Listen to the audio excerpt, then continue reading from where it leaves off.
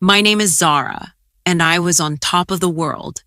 As the star gymnast of our high school, my eyes were set on a full scholarship and one day, the Olympics. My mixed pairs partner, Liam, wasn't just my partner on the mat, he was my boyfriend, and we were unstoppable. Our routines were electric, a perfect blend of strength and grace.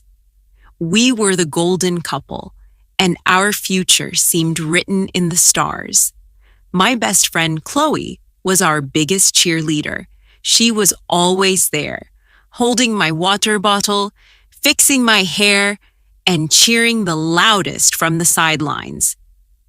One rainy Tuesday, I was practicing a new release move on the uneven bars after hours. Liam was spotting me. "Are you sure about this, Zara? The grip feels slick," he said, his brow furrowed with concern. "I've got this, Liam. Stop worrying," I laughed, launching myself into the air. But he was right. My hand slipped. There was a sickening twist, a flash of pain as my head struck the mat at a bad angle, and then nothing. When I opened my eyes, the world was sterile and white.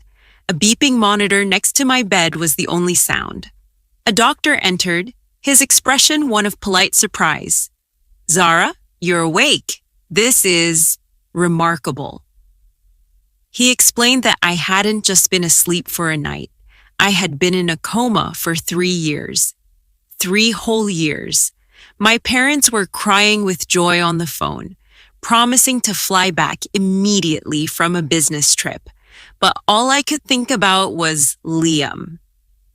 As soon as I was discharged, I had my mom drive me to the university sports arena, the one Liam and I had dreamed of attending together. I saw him through the glass, practicing a pairs routine, but the girl he was lifting wasn't me. It was Chloe. They moved together with the same synergy we once had, and as they finished, he dipped her low and kissed her. My world shattered all over again. They saw me. Their faces went pale, as if they'd seen a ghost. "Zara." "Oh my God," Chloe whispered, rushing over. We didn't know if you'd ever wake up." Liam just stood there, speechless. "We're together now, Zara," Chloe said, her voice small. "We're engaged. We won the nationals last season." They had my scholarship, my partner, my best friend, and my life.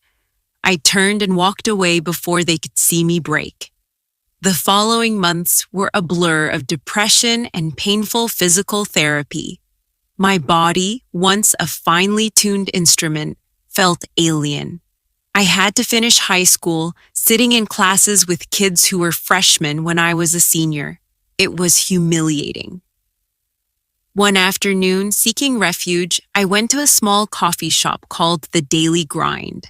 I was sketching in a notebook, trying to design a new floor routine I wasn't even sure I could perform, when a guy sat opposite me. "That's a lot of frown lines for a Tuesday," he said. I looked up. He had paint smudges on his cheek and kind eyes. "I'm Noah." He was the barista, and apparently a local street artist. He was funny, a little sarcastic, and he listened.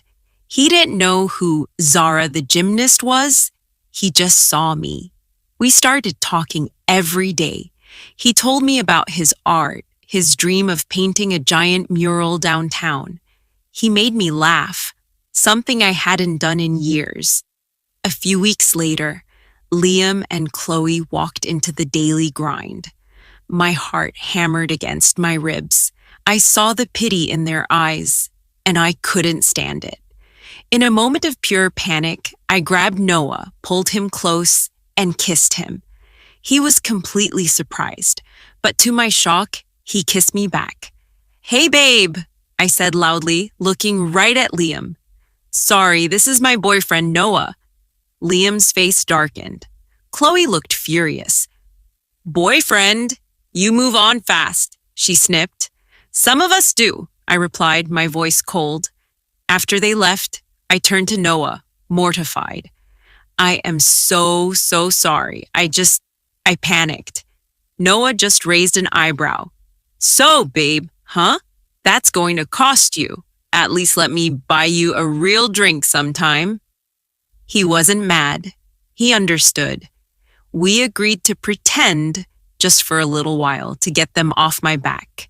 But pretend started to feel very real. Noah started coming to the gym to watch me train. I was clumsy at first, my muscles weak, but he never laughed. He'd just sit in the stands, sketching. You're a fighter, Zara. It's in your eyes. He told me.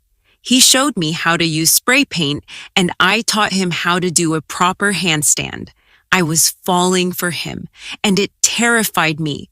My comeback was slow, but I was getting stronger. I decided to enter the regional qualifiers, performing a solo floor routine. The day before the competition, I was doing my final practice when Liam walked in. You're looking good, Zara, almost like your old self. What do you want, Liam? I asked, not stopping my stretches. I miss this, he said, stepping onto the mat. I miss us. She's not you.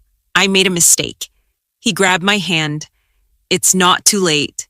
We can still be the best. I pulled my hand away. Yes, it is, Liam. You made your choice. But just as I said it, he pulled me close, trying to kiss me. I pushed him off hard, just as Noah walked into the gym. He saw the whole thing, or at least the worst part of it.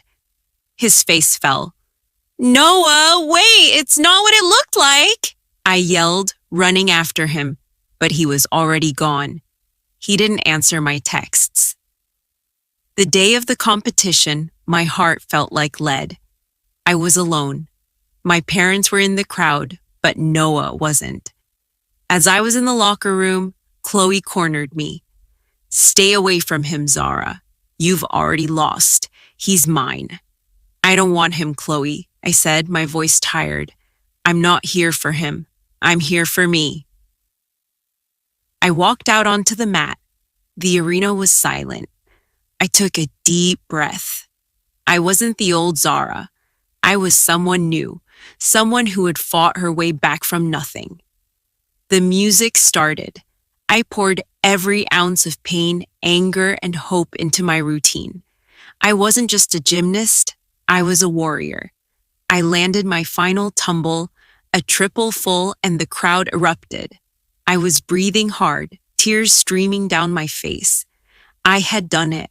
I didn't win first place, but I placed high enough to qualify for the next round. I didn't care about the score. I had found myself again. As I walked off the floor, I saw him, Noah.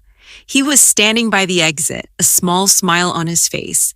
I saw the whole thing on the monitors, he said. You were incredible, and I'm sorry I ran. I've never seen anyone fight like that. I'm not fighting for him, Noah, I said, walking up to him. I know, he said softly, wiping a tear from my cheek with his thumb. I really like you, Zara. The real you. Paint smudges and all. I really like you too, Noah, I whispered.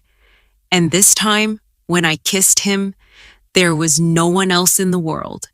It wasn't to prove a point, and it wasn't pretend. It was just us.